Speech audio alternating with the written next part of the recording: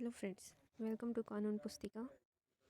तो आज हम शुरू करते हैं पीएचडी एंट्रेंस एग्ज़ाम के मॉक टेस्ट के।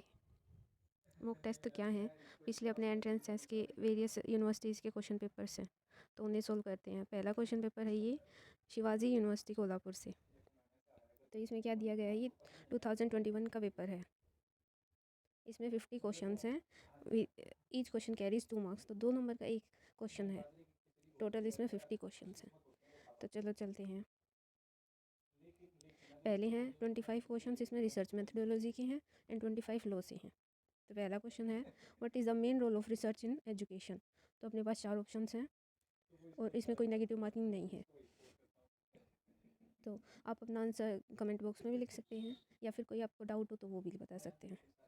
तो रिसर्च का मेन रोल बताना है एजुकेशन में क्या है। to improve one's social status, to intensify one's job prospectus, to augment one's personal growth, to help on applicant in becoming a renowned educationalist। बहुत आसान सा क्वेश्चन है, आप समझ ही गए होंगे रिसर्च का मेन रोल क्या है। तो अपना आंसर है answer number D. In order to pursue the research which of the following is essentially required. तो ये क्या पूछ रहे हैं कि रिसर्च परस्यू करने के लिए सबसे मेन हम रिक्वायरमेंट क्या है। तो अपने ऑप्शंस हैं developing a research design, formulating a research question, deciding about the data analysis procedure, और डी है फॉर्मुलेटिंग ए रिसर्च हाइपोथेसिस। तो इसमें क्या हो जाएगा, answer is B formulating a research question. तो एक रिसर्च क्वेश्चन फॉर्मुलेट करेंगे तभी तो हम आगे अपना रिसर्च परस्यू करेंगे। तो ये सबसे इंपॉर्टेंट है अपना। Which of the following options are the main task of research in modern society. तो अपनी मॉडर्न अब सोसाइटी में तो रिसर्च करने का मेन टास्क अपने पास क्या है। तो अपने ऑप्शंस हैं to learn new things, to keep pace with the advancement in knowledge, to systematically examine and critically analyse the investigation and sources with the objective, and all of the above. ये तो आपको पता चल ही गया होगा, all of the above. तो fourth question है what is the main aim of interdisciplinary research. जो इंटरडिसिप्लिनरी रिसर्च होता है उसका मेन एम क्या है। तो ऑप्शंस हैं to oversimplify the problem of the research, to bring out the holistic approach of the research, to create a new trend in methodology, and to reduce the emphasis on a single subject in research domain। तो interdisciplinary research क्या होता है, interdisciplinary research होता है which integrates information, data, techniques, tools, perspectives, concepts and theories from two or more disciplines or bodies of specialised knowledge. तो specialised knowledge की base पे 2 और मोर डिसिप्लिन्स होते हैं भाई इसमें। तो अपना इसका आंसर हो जाएगा B, to bring out the holistic approach to research. Next question is who can successfully conduct research. कौन से सक्सेसफुली कंडक्ट कर सकता है रिसर्च को। ये तो बहुत सिंपल सा क्वेश्चन है। क्या जो हार्ड वर्कर है वो कंडक्ट कर सकता है, या जिसने पोस्ट ग्रेजुएशन डिग्री कर रखी है वो पोजेस कर सकता है, या फिर जिसने रिसर्च मेथडोलॉजी की स्टडी की है वो, या who possesses thinking and reasoning ability. अब थिंकिंग और रीजनिंग एबिलिटी तो अपने पास सबके पास ही होती है मोस्टली। तो रिसर्च करने के लिए the option C is correct, has studies research methodology. ये अपने बहुत ज़रूरी हो जाता है भाई। Next question is research problem is selected from the stand point of.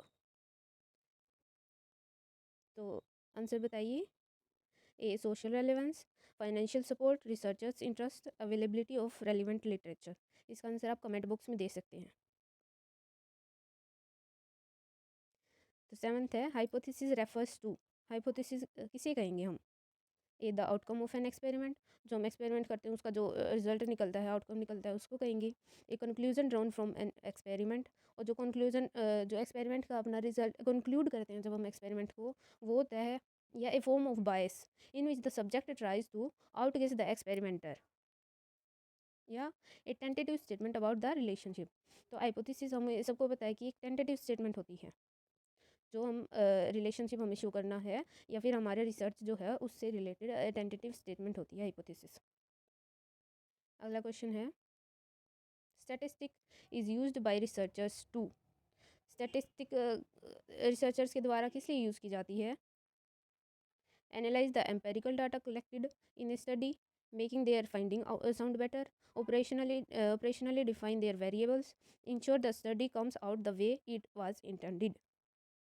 तो answer is analyse the empirical data collected in the study.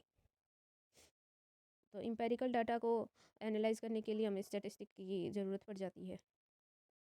A literature review is based on the assumption that, जो अपना literature review होता है, जो हम research अपनी research के दौरान फर्स्ट स्टेप जो अपना होता है, सेकंड स्टेप, उसमें किस अजम्पशन पे बेस्ड होता है वो। तो अपने ऑप्शंस हैं copy from the works of others, knowledge accumulates and learns from the work of others, knowledge disaccumulates, none of the above option. तो answer B is correct. Next question is conducting surveys is the most common method of generating, जो हम surveys करवाते हैं वो कौन से data के लिए मोस्ट कॉमन मेथड है। सर्वेज कौन से डाटा के अंदर आते हैं surveys, answer is primary data. 11th question, after identifying the important variables and establishing the logical reasoning in theoretical framework, the next step in the research process is। तो क्या कह रहा है ये, एक तरह से स्टेप पूछ रहा है ये रिसर्च प्रोसेस में। तो किसके बाद, इंपॉर्टेंट वेरिएबल्स को आइडेंटिफाई करने के बाद और लॉजिकल रीजनिंग थ्योरेटिकल फ्रेमवर्क में लॉजिकल रीजनिंग को एस्टेब्लिश करने के बाद अगला स्टेप कौन सा होता है रिसर्च प्रोसेस में। तो answer is to generate the hypothesis, answer number B. Personal interviews conducted in shopping malls are known as, तो शॉपिंग मॉल्स में जो पर्सनल इंटरव्यूज़ कंडक्ट किए जाते हैं उनको क्या कहेंगे हम, mall interviews, mall intercept interviews, brief interviews, या none of the given above options. तो answer B is the correct, mall intercept interviews। A list of questions which is handed over to the respondent who read the questions and records the answer himself is known as the। ये तो बहुत ही simple question है, ये आप comment box में बताना मुझे, और मैं फिर कमेंट बॉक्स में ही बता दूंगी कि ये करेक्ट है या नहीं। तो 14th क्वेश्चन है the theoretical framework discusses the inter relationship among the variable, hypothesis, concept और थ्योरी। जो थ्योरेटिकल फ्रेमवर्क है वो किसके बीच इंटर रिलेशनशिप दिखाता है, obviously variables. Which of the following is the opposite of a variable, variable का opposite क्या होगा, जैसे हम जानते हैं वेरिएबल वो अपने कॉन्स्टेंट नहीं होती, तो उसका अपोजिट क्या हो जाएगा, answer number D, a constant. Which of the following is not a concept, concept क्या नहीं है, leadership, B total quality management, IQ, या ह्यूमन रिसोर्स मैनेजमेंट। तो answer is C, IQ. Next is hypothesis test may be called as, तो hypothesis test जो होता है उसको क्या कहेंगे हम, informer test, significance test, moderating test, या T test. Answer is B, significance test. How many times the student appear in the research classes is the example of, तो जितनी बार भी रिसर्च क्लास में स्टूडेंट अपीयर होते हैं वो किस चीज़ का एग्जाम्पल हो जाता है, answer number C, frequency. The interview in which question are already prepared is called, तो पहले से प्रिपेयर्ड होते हैं उनको क्या कहेंगे, structured interview. The first page of research report is, जो रिसर्च रिपोर्ट का पहला पेज होता है उसे क्या कहेंगे, टाइटल पेज। ऐसे ही क्वेश्चन आते हैं इसमें रिसर्च मेथोडोलॉजी में, सिंपल सी कॉमन सेंस के।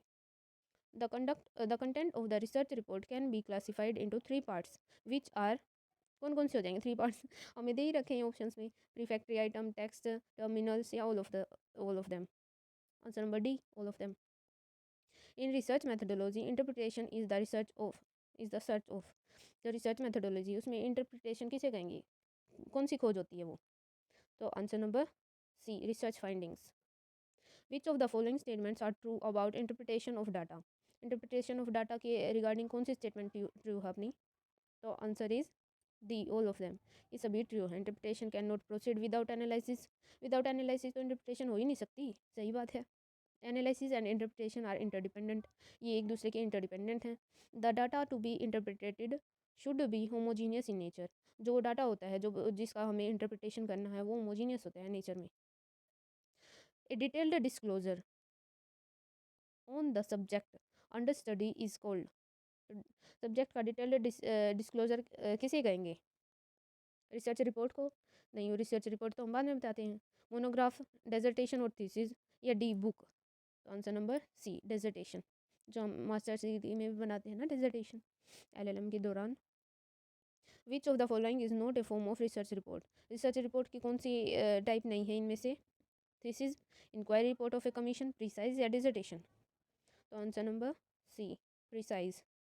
तो ये 25 क्वेश्चन रिसर्च मेथडोलॉजी के हैं। अगले 25 हम करेंगे नेक्स्ट वीडियो में लॉ के। अगर कोई आपकी क्वेरी हो या फिर कोई सजेशन हो तो आप कमेंट्स में लिख सकते हैं। Thank you.